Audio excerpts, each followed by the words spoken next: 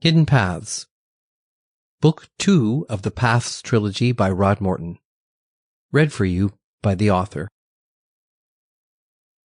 Chapter 1. Departure. An insistent buzzing woke Owen from his sound sleep. At first, he could not remember where he was. The insects aren't usually this loud, he thought.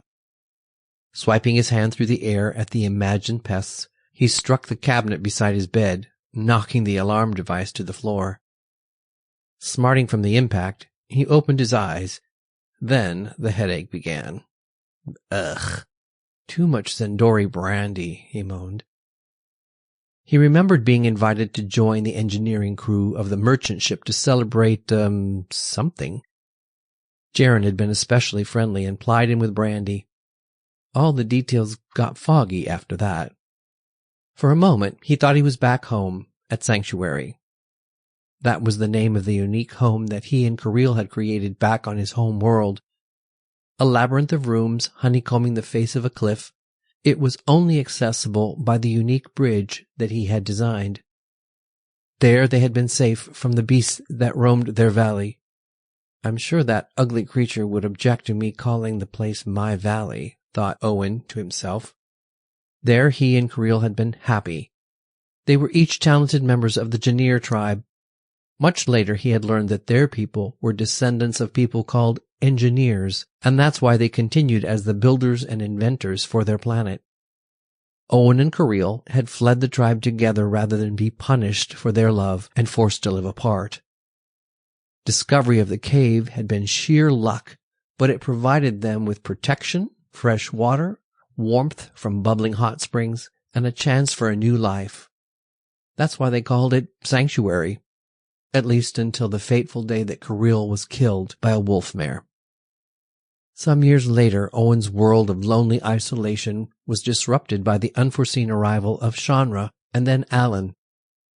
Shanra was badly injured, and Alon had the skills of a healer. Turns out he was good at mending hearts as well as bodies, and soon he and Shanra were inseparable lovers. It was Alon who had originally discovered the metal building in the valley, but it was Owen whose intense curiosity had opened its secrets. None of the three could have guessed that the building was actually what remained of a crashed starship carrying people from different planets in a different system. Their mission, to establish a prototype colony founded on mutual support and respect on a planet called Zeta, had dissolved as no rescue came for them.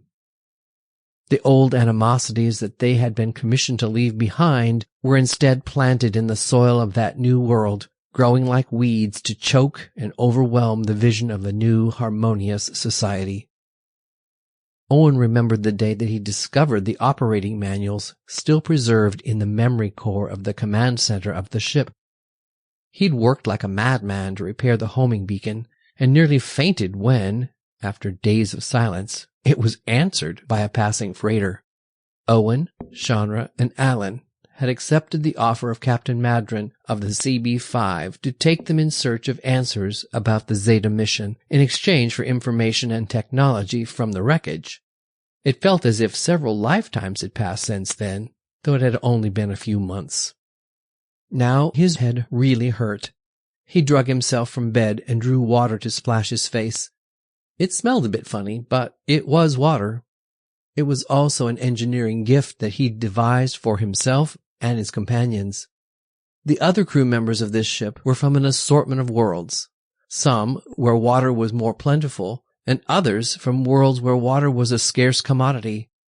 These members would never dream of splashing water on themselves as he just had. It had been Owen's idea to add filters to the ship's condensers that would make the water in his room and that of Shanra and Alon more palatable. Owen was still amazed that his world had expanded to include people he considered friends and a galaxy of technology beyond his previous imaginings. Shanra was a tough but lovely woman from the Militanari tribe. She'd thrown herself off the upper cliff of the Rift Valley, choosing to ride a waterfall to its destination rather than be killed by the brute who replaced her father as tribal chief. One gutsy woman, he thought to himself. Sample complete. Ready to continue?